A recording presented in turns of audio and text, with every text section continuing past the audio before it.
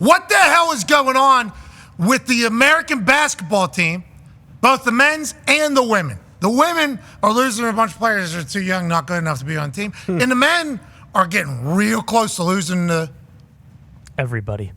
Ladies and gentlemen, Austin Rivers. Yeah, Austin. He looks so cool, wow. dude. Whoa, jeez. Listen, any compliment from you, I'm gonna cherish because I usually they come far in between on the show sometimes. No, I do like the intros. The intros are getting better. Well, we don't know if you're going to give us the right answer or not. I kind of maybe misled the people there as I was introing you. What's going on? So we've heard from all the basketball people, Rich Paul, Shams, I believe Wendy even said it, about this Olympic team and Team USA. He's like, it takes some time to figure out what the team's going to be. It takes some time for guys to figure out that they're 4, 5, 6, 7 on the roster when actually they're superstars. Is that how we should be viewing it? Are they going to be able to flip the switch whenever the Olympics start? Because we've seen that LeBron James has seemingly become the leader. He was on the ground yesterday. The entire bench was running over to pick him up. Feels like camaraderie's there. But this game with Germany, very close. South Sudan, obviously very, very close. Yeah. It's like, is this what we're in for, or are they going to flip the switch and figure this out, you think, Austin? No, I think we're in for some competitive basketball. Jeez, we don't want that. How? World's catching up. I know, and from a roster standpoint, nobody competes with USA, right? We know that. We could go down, even yesterday's Germany team, if we go position for position, there's not a position on the floor where their guy's better than one of our guys. But, these teams do have continuity. They've been playing with each other since they were however old. You know what I mean? They grew up playing with each other. We're over here, we throw a bunch of stars on the team and try to get them to, just go get the job done. And in history's past, we've been able to do that. Obviously, with European basketball, making strides. I don't want to say catch up. A lot of people say catch up.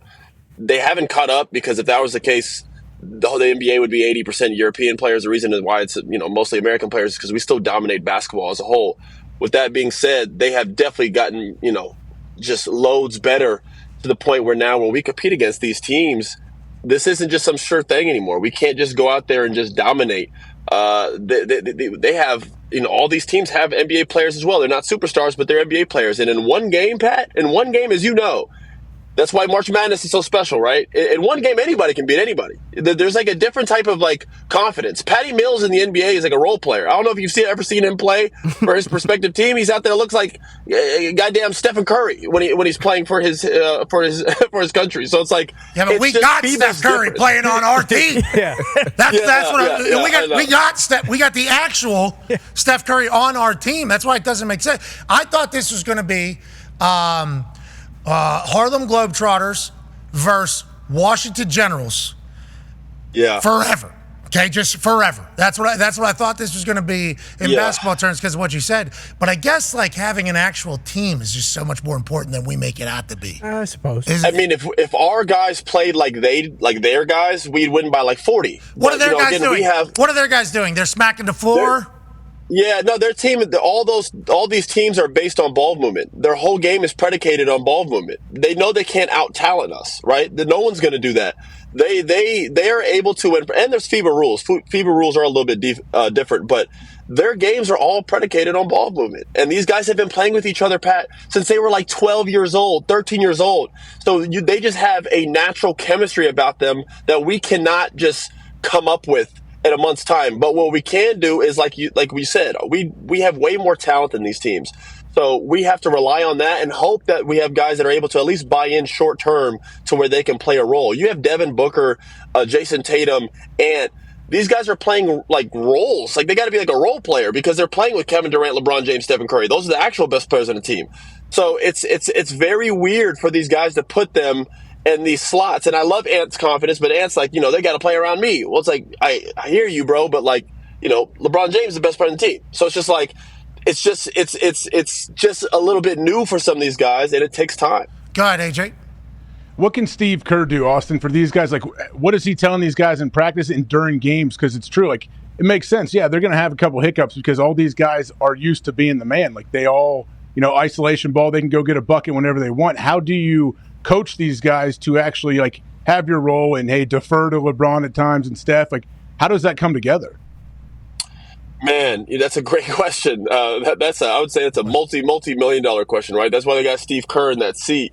It's how do you get these guys to buy in a role that they have never been in their entire life? in a matter of a couple weeks span. I would imagine film has to be very important, because the one thing that's evident, it's like, we're beating South Sudan by 1 point. Like this type of stuff can't happen. So clearly what we got going on is not working. And for us to be successful, we need guys to, unselfishly buy in. I think you use examples before us. Kobe Bryant was a guy that came on the Redeem team and said, I don't have to shoot a shot to win a game. I'm going to come out here and just defend everybody. And him coming into camp, remember, like they had guys partying and he was going to the gym at 5 a.m. and how serious he was taking it and how he led by example. These are the things that like LeBron James is going to have to preach. It can't just be Steve Kerr. LeBron James got to set the tone. And in he the is, locker room, right? which I'm sure he will be. And he is. Absolutely. Look at him right now. Look what he's doing. He's dominating at 40 years old, 39 years old, 40 years old. This guy's dominating the Olympics, man. It's just unbelievable. We'll never see anything like this again in the sport of basketball. I really don't believe so. We're in the pre-Olympics, and I'm loving it with what LeBron's doing.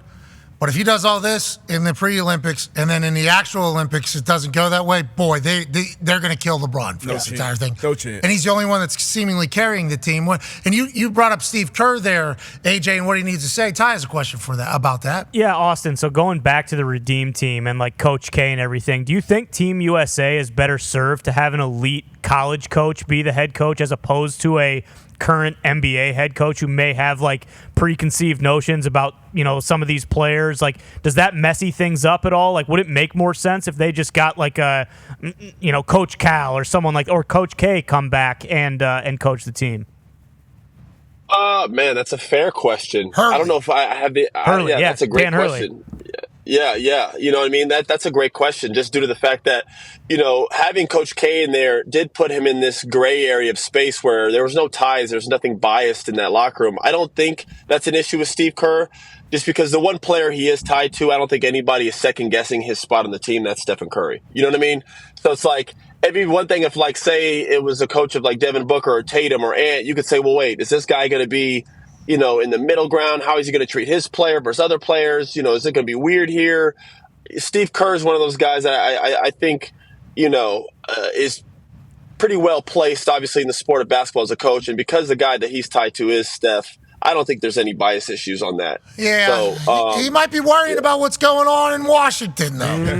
He might have. We know Steve's got one eye going on policy, one eye going on the court. We know that we know that's the case, and there's obviously a lot going on. We need Steve to know that our country, and you pay attention, Steve. We need you boys to win.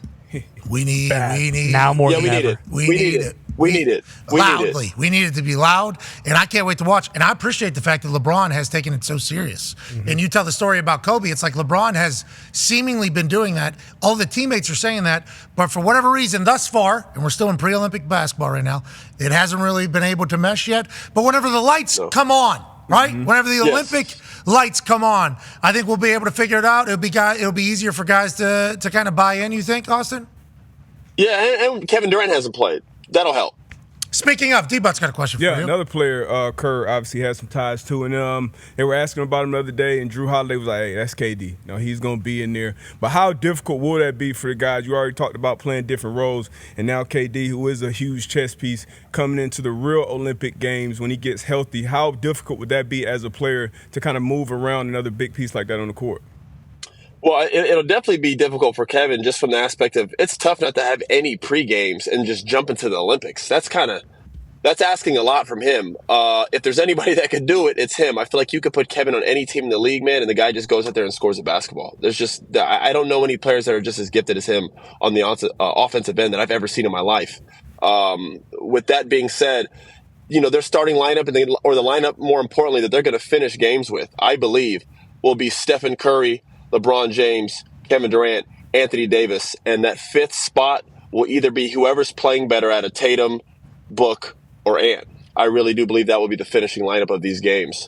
How come Tyrese Halliburton's getting shoved down the bench? He seems like the only guy that'll be like, yeah, I'll do whatever you need me to do. An actual point guard too. Like, what are we? Because defense? Yeah, maybe a little bit. Just experience overall. I think they have him on the team just because he is one of the future point guards of the league, right? And just the type of kid he is. And I think it's because of what you just said, Pat. He has no problem whether he plays 40 minutes or 0 minutes, he's going to come to the game with the right attitude.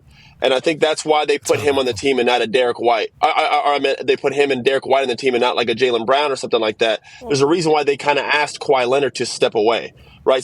Sometimes too much is too much. They have too much on the floor, too many guys that need the ball.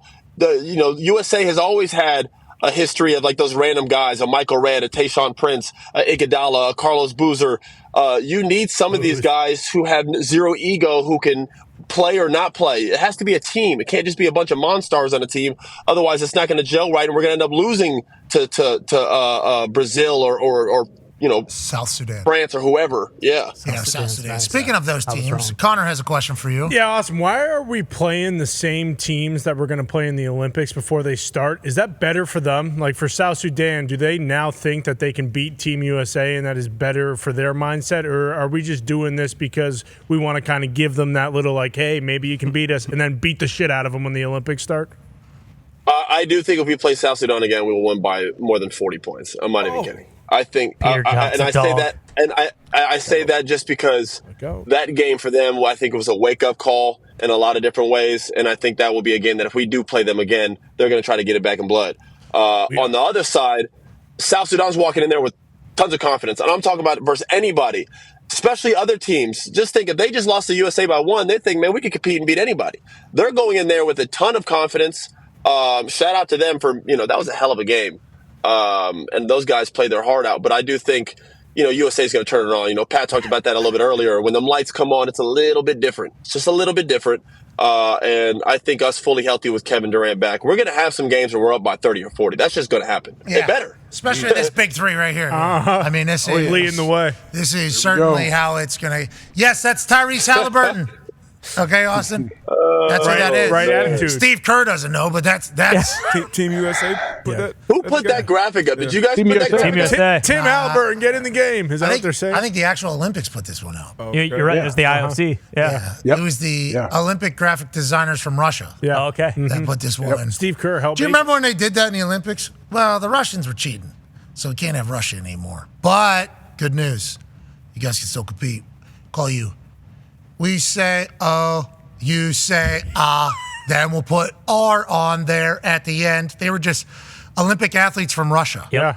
How is that even? What a And then fugazi. the colors were just gray, right? I cannot wait to hear the drama that's coming out of these Olympics. I completely forgot about that. There's going to be somebody that's cheating some way, somehow. There's going to be age stuff that takes place, obviously. In some of those sports, like, they're lying about how they're saying, like, gymnastics. Who was it? China had, like, 11-year-olds? Yeah, like legitimately 12 years during the Beijing Olympics. Allegedly, they had like 11 and 12-year-olds out there, and I'm like, well, we better beat the shit out of these little kids. And they're like, no, actually, the kids can do 100 flips. They can move. Yeah. That's actually an advantage. That's cheating. Actually, I'm like, oh, Oh, word? yes, that's what I think that happened. I didn't know that until the drama. Like the international drama that's about to come from the Olympics is very real, especially at this time of the world. Like baseball, kind of. I mean, it's gonna. Some of the best high Did you hear horsing the you'll ever housing see. doesn't have air conditioning? Well, that's because in France they want it to be hot so they can sweat, so they can showcase how bad they smell. Because they don't do the Number one in They the want world. everybody sweating because of the. Also, there's cardboard beds. I don't know how LeBron sleeps on those things. I would imagine. Listen, buddy. If you think the USA basketball team is going to be in the village, you're out of your damn mind. I remember there in Brazil. In Brazil, they had all the athletes in the favelas. I don't even know where they were at. They had them in. They were staying in goddamn shack. I don't even know what it looked like. But you had the USA team was on a yacht cruise ship, like a mile out in the water. It was some nutty. It was almost too much. I was like, this is just not right. LeBron's getting a yacht in the Seine. Yeah, bingo. In the Poop River. Right next to the court. They're going to be swimming around Team USA's yacht that they are sleeping in. That's amazing to think about. Let's do a little NBA talk real quick. Yesterday, news broke by Shams Charania on this show, even though we weren't given credit by the network in which our show is on. Spencer Dinwiddie signs with the Dallas Mavericks, and I guess he was potentially L.A., obviously. This is Klay Thompson, obviously L.A., made a bigger offer. He chose Dallas. Spencer Dinwiddie allegedly goes back to Dallas, chooses Dallas. Seems like the conversation is people aren't choosing the Los Angeles Lakers this offseason, but you look at this Team USA, everybody's looking at LeBron James to be the leader. So it almost is like the narrative becomes, well, these guys don't want to play with LeBron James. These guys don't think that the Lakers can win. But then you watch Team USA, everybody seemingly wants to play with LeBron James, and LeBron James is going to be the one that's going to lead them to win. So what is the entirety of that, and why do you think that is the case, and how big is the Dinwiddie signing for Dallas and what they could potentially do next year?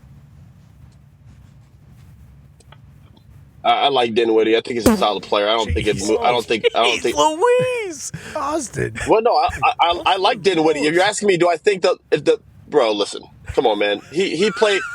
Dinwiddie played like 10, 15 minutes a game for the Lakers last year in the playoffs. You know what I mean? You guys are acting like they signed Jalen Brunson or something like that. You know what I'm saying? No.